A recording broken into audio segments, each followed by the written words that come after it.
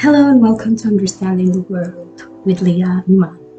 I'm a political scientist and global affairs expert. I'm here to talk to you about issues of security, human rights, and political science. The purpose of these series of videos is to generate more education and more curiosity, as well as a proper understanding of world politics and international relations. The dangers of not understanding what's going on in the world can have severe consequences on our election choices, electing the wrong people, and therefore not contributing to the peace worldwide.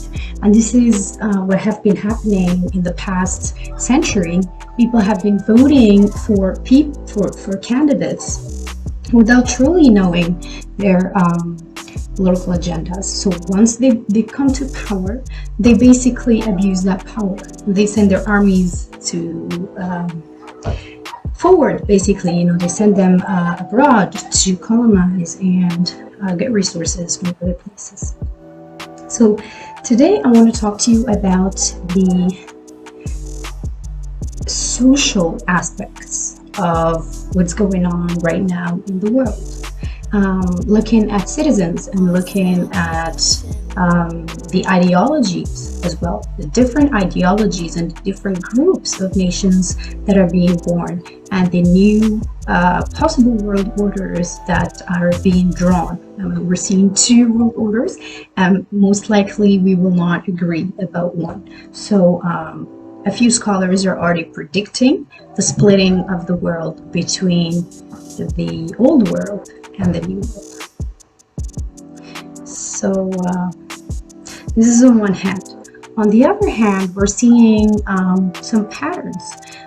For example, in the media and the Western media, we're seeing a lot of racist comments. We've seen a lot of journalists talk about how they are baffled and they can't believe it because these refugees are not some terrorists. These are words that have been said on TV, have been said in newspapers. These are, I read the other day this journalist saying that these are white people with blue eyes and they're refugees now. This is mind-boggling, and he just can't accept just because they're white, they have blue eyes. So this is basically one of the main issues of some societies, this feeling of superiority from the colonizer is so embedded within these nations and within the collective subconscious that all individuals are not immune to having similar feelings. So we have to fight collectively against this racism. We have to fight against this discrimination of nations based on their religion, on their color, or on their GDP that is very tightly connected to the West and how they decide about prices. So yeah, this is basically on one hand. On the other hand, we see that a lot of people are very attached to their nations and to the idea of a nation without really seeing who's right and who's wrong. So let's say, if my nation commits crimes and does something really bad, it doesn't mean I have to protect it. It doesn't mean I have to be in that I'm not saying this is the case, this is just an example.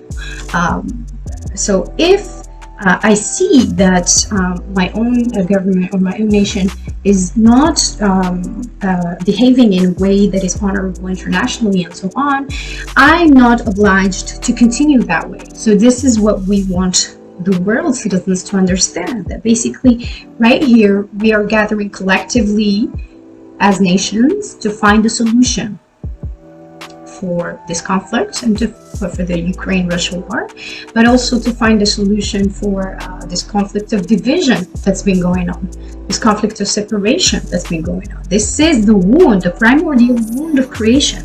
This is where, we talk about even the story of Adam and Eve, how Lucifer separated himself, right, from the one, from the collective consciousness of God, right? So this is from an anthropological standpoint. So yeah, this is what we're going through right now. We're going through a big shift in consciousness collectively. This is not just a war. This is the reshaping of the human mind, basically, or the collective consciousness. And it shouldn't be based on violence or war. I condemn it totally. I think we should really focus on